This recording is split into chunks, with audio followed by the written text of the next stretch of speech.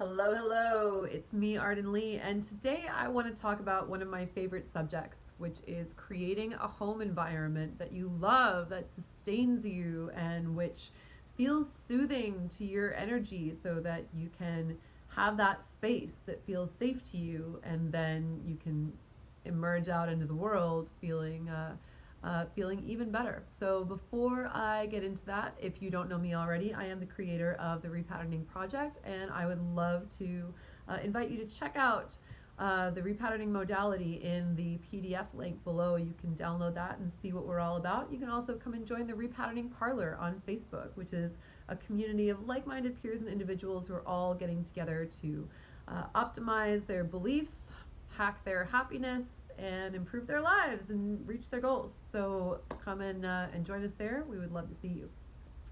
So now I'd love to talk about creating a home environment that you love, that nourishes you, that sustains you. It's such a juicy topic for me to talk about. I remember saying once that I was standing out on my balcony. I have a little balcony behind me. I don't know if you can see. And I was standing out there and I was looking around at all of the other balconies that I saw in across the courtyard in my apartment complex. And, um, you know, I'm looking out there and I'm seeing so many balconies that are being used for storage, like people are just having their bikes out there, or there's kind of a bunch of junk. And I'm looking through the windows and I'm seeing almost every single apartment has the same like plastic vertical Venetian blinds that that the place came with. And I'm looking around being like, wow, do people not realize that they live in their homes? Like did you forget that you live here? Did you forget that this is your space and that your space is a reflection of you, not just for other people or whoever. It's not about creating something in order to align something with other people's perceptions of you, although certainly the way that your space is set up will absolutely dictate how people behave in it, which is something that we'll get to because that's pretty cool too. But really, it's about creating this feedback loop for yourself. Every time you come home, remembering who you are, especially when you go out there in the world, especially if you're working a job, that you maybe don't really love, that you're still working on putting your career in the place where you want it to be, maybe you're still working on getting all of your friendships in order so that your social circle feels like a supportive place. So the thing that you really can control, the thing that is like your baseline, your foundation, is your home. When you walk home, when you walk into your home, do you have a home that says, oh my gosh, yes, this is who I am, this is where I live, this is my space that I'm claiming? Does being in your space make you feel good? What is your energetic relationship to the space around you?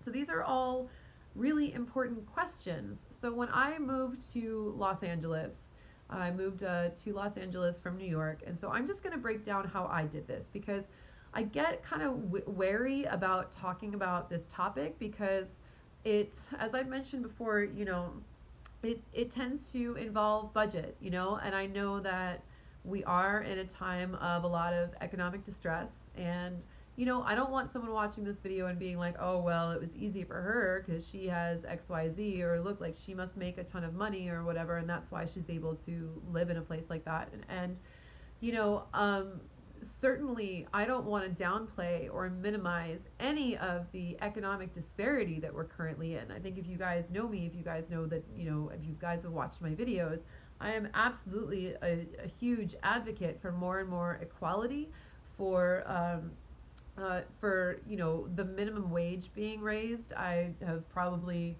said nasty things about Jeff Bezos, the CEO of Amazon, who's a billionaire who doesn't pay his warehouse employees enough to actually sustain their lives and feed their families, and they're all collapsing from exhaustion because they're overworked. I've probably said some nasty remarks about him like I just did just now, like probably at least 3 or 4 times in the last couple of weeks in these videos. So I think my feelings about that. But the point is, I don't want you to lock yourself out of possibilities just because it feels like you don't have the money immediately.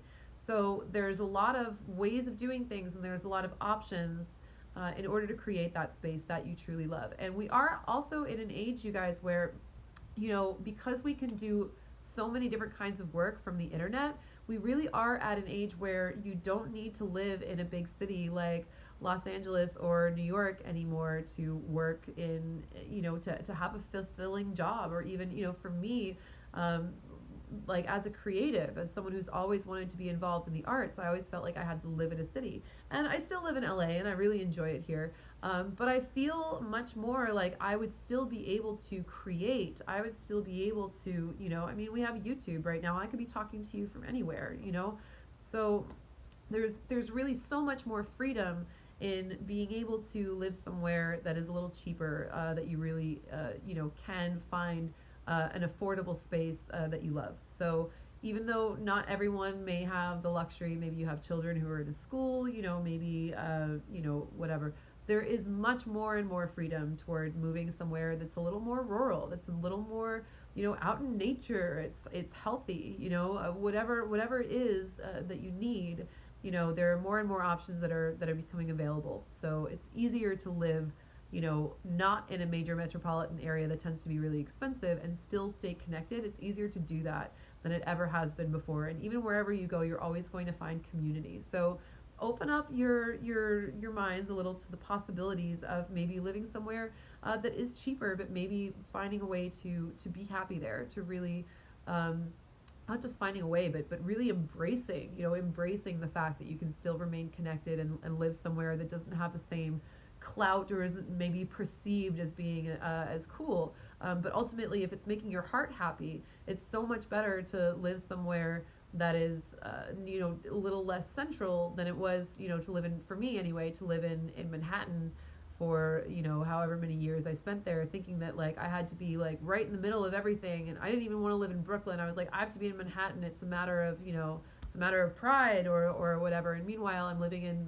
this tiny fourth floor walk up shoebox that's always dirty and, having just like all these roommate crises and whatever. And I just wasn't happy. So I wish I had given myself that permission to move somewhere a lot earlier. Nicely enough, since I made that struggle work for so long, when I did move to Los Angeles, which is much more livable than New York, at least certainly Manhattan, in my opinion anyway, the opinions of a number of people. Moby wrote a think piece about this in like something like 2013 or something, about how New York doesn't allow creative people the freedom to fail, and Los Angeles has just much more of that flexibility and that cushion to it. So coming to Los Angeles, I was like, wow, for that same budget I was paying, I can actually afford a one bedroom that's like, twice as big as where I was living before, and and be living by myself and be a lot happier. So anyway, so here I am. But what I did in between was, I stayed with my parents for about 6 months, and I'm not like, it's not like I'm just out of college or anything like that, but I was like, fuck it. I'm, screw my pride. There's nothing wrong with living with my parents for a little while, especially if it's, between moves and it's a temporary situation. I lived with my parents and I saved up a bunch of money so that I could invest in the kind of furniture that I wanted. So I also know that it's a privilege to be able to have family that you can stay with. But there's a lot of kinds of situations that could allow you to save money for a little while if you are looking to move to a place and you really do want to invest in that place being healthy for you. There's, there's plenty of people who look for someone to house sit for them while they're on vacation, someone to be a dog sitter for them or whatever. Hey, like, can I stay at your place if I'll walk your dog twice a day in order to be able to stay here for a month and, and save up that money in the meantime. There's also a lot of ways of finding extra ways of generating income even while you're working. So there's a lot of different avenues to doing this, and there's so many options. You may have more or less of those options available to you, but there are a lot of ways of making this work. So I really want to emphasize that that there are a lot of ways, there are a lot of possibilities to make this happen. I don't want to have anyone be stuck in their story and say, well, I can't do that because of that, I can't do that because of that. There's a lot of different ways of making it work. So what I did while I was staying with my parents for about 6 months is, as I said, I saved up a whole bunch of money so that I could invest in new furniture. I didn't bring much with me when I moved from New York. So what I did during those 6 months is I went on Pinterest and I started just getting ideas. And the ideas, by the way, I love Pinterest, you guys. Like, Pinterest is such a great tool for manifestation. I love vision boarding on Pinterest. And the great thing about it is that once you land on an image you like, you click that image and it shows you so many more that are like that same one. So you kind of get into this like this flow state, this zone of just being like, oh yeah, I like that. Oh, I like that too. I like that. Because instead of just creating something out of your imagination from scratch, what Pinterest allows you to do is it puts a whole bunch of images in front of you as you search for a term or whatever, and then you get to choose. You get to be like, oh, that. You get to follow your dopamine, that spike in your brain that says, ooh, I like that thing, that thing you feel in your chest, that, ooh, that's nice, like that's cool, I want to look at that. Your eye, your body, your brain automatically has that kind of light up to it. So that's why I love tools like that, is it just puts it right there in front of you for you to be able to choose from. And then once you've chosen that, you can build on it and build on it by kind of following those images and following those links and compiling something that you really enjoy. So that's what I did. I started, being like, oh my God, I don't know, I'm just going to type in living room decor. I started knowing almost nothing about what I wanted. And then over time, I landed on several themes that really worked for me. So, what I decided on for my house when I was putting it together is ultimately what arose from what I was looking at and what I was vision boarding. Is I was like, okay, I want something that looks like a combination of Sherlock Holmes library, a sort of like boys club, hunting lodge. I have a scotch tray over there for that reason. I wanted it to look kind of, grown up and sophisticated, but still kind of playful, especially because I'm a girl and that's kind of funny. And I wanted and a sort of like turn of the century bordello, so I wanted that dark feminine energy in it too. So you notice I have like a lot of that burgundy color. I have like this couch that I'm sitting on, the curtains behind me. I wanted that dark feminine touch to it. So I found those kind of themes. So what I would advise is, once you've started kind of getting your wheels turning, then, pick a couple of themes. Maybe it's like a movie set or something, like, maybe there's like a certain film that has a room in it that you really like or whatever. Maybe you're like, I want this to look like, I don't know, Dr. Snape's laboratory, or like, I want this to, I want this to look like the library in Beauty and the Beast, or I want to, you can bring in these big fantastical themes, and you can make them work for your space, even if they, even if in real life it seems like something that is larger than life, something that is a big theme. You can still make that work. You can make that, you can bring that energy into whatever space you have. And then from there, I started actually selecting pieces of furniture that went with the themes that I was coming up, that looked like the things that I was creating on Pinterest. And from there I went and, I went furniture shopping, and I started, making lists of the things that I liked, and I whittled it down to the things that I needed, and found my favorite of each one of those that worked with the themes that I was going, and I put it all together. And then I waited until the Memorial Day sale, and I went and bought everything at the Memorial Day sale. Now, some of it I ended up buying online, some of it I ended up buying at the store in person, but I had everything that I wanted at that point, and I had the opportunity to wait until the price was lower so I could go ahead and purchase that. And as I've said in other videos too, I have some furniture that's from Target. I have a wine rack that was, $125 from Target. That's like, that's one of the best like $125 purchases I've ever made, because again, like, I'm gonna get to this point of like, when people walk into your space, you want them to have an idea of how to behave. So one of the things that I don't have in my space, for example, is I don't have a TV anywhere obvious. You can see, behind me, I've got my bookshelf back there. There's my lovely little wine rack. And this is sort of, the couch that I'm sitting on, et cetera, et cetera. And, my table and my dining table and everything over there. So I don't have a TV in my apartment. I actually do have one that is behind the hutch, but it's behind the hutch for a reason, because I don't want people walking into my apartment and sitting down and saying, oh, what's on the TV? I don't want them to act that way. Instead, what I'd love for them to do is walk in and say like, oh, hey, what wines do you have? Like, should we open up a bottle of wine? Yeah, let's have some good conversation. I have, the way that my kitchen is laid out, I have, a kitchen with a little kind of countertop that I can cook, and I can still speak to people who are in the living room. And I love that about it. I love the fact that it's not exactly open plan, because the counter is in the middle, which is kind of nice. Kind of gives me my space in the kitchen, but I can still converse with people, which is really, really lovely. So I love the fact that, I have set up I have set up something that when people do come over, they notice, they're like, oh wow, this is really cozy and this feels really good. And I just want to sit here and curl up on your couch. And there's not even like an actual fireplace in my apartment because I live in Los Angeles, and that's not really,